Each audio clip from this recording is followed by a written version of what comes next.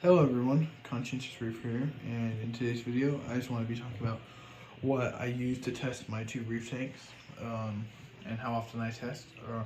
As you can see, I have a big preference for Salifert because they are cheap and affordable, and buying another test kit is less expensive than buying more reagent for the Hannah test kits. That's why I actually own the Hannah alkalinity one, but I test alkalinity so frequently that it's just not smart or cost effective to keep buying reagents for that one, and it's more affordable just to buy these. And besides the calcium one, which is a bit more like cumbersome, they're all easy. It ain't rocket science. All these test kits are pretty easy. They're accurate too. Like I run both my tanks. I test both my tanks with these, and I'm pretty happy with the results. But I do use the Hannah ultra low range phosphate checker, which I'm very happy with this. It's done a great job. And for my salinity, I used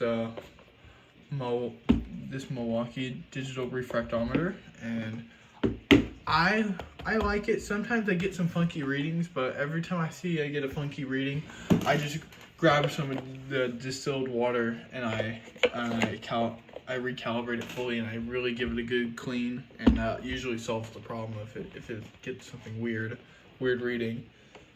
But for how often, and now onto how often I test.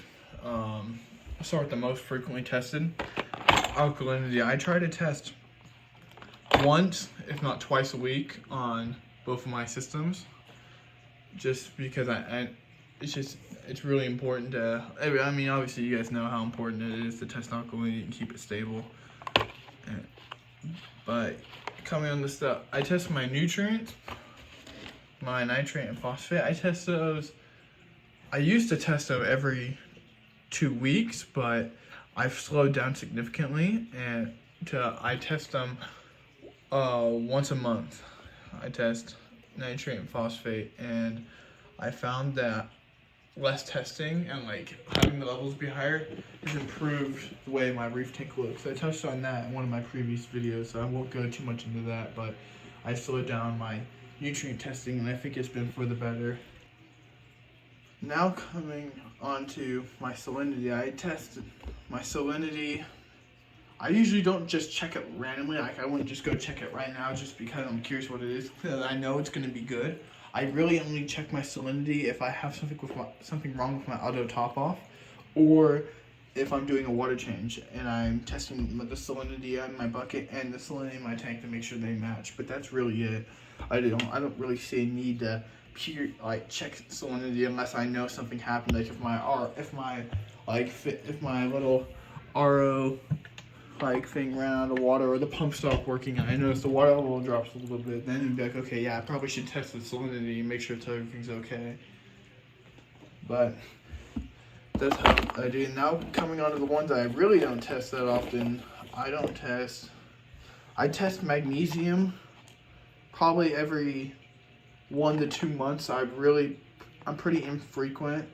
Like I don't have a lot of LPS corals. Like I got a torch. I got some acans, and I got some fin-braiding euphyllias, like frog and octospawn. Sorry, not octospawns, hammers. And I don't know. Maybe if I had gonis and bernardoporas and alveopores, I would actually keep my eyes on my magnesium. But I haven't really noticed anything different about it. I just do a water change once or twice a month, and it usually corrects it. But now calcium, I haven't tested calcium in a long time because I use Ultra Reef. It's just the 1-part dosing solution, and so I test my alkalinity, and since it's mixed up at the same like level, then this should automatically be in sync. If my alkalinity is like in a good range, that automatically means my calcium is in a good range. So that's kind of my thought process behind that. So I really don't test calcium that often. I have not tested in a while, but everything seems to be working out. I haven't tested calcium probably in, I don't know, probably like 5 to 6 months. It's been a long time, and I think the tank looks fine. Just keep on top of the alkalinity testing.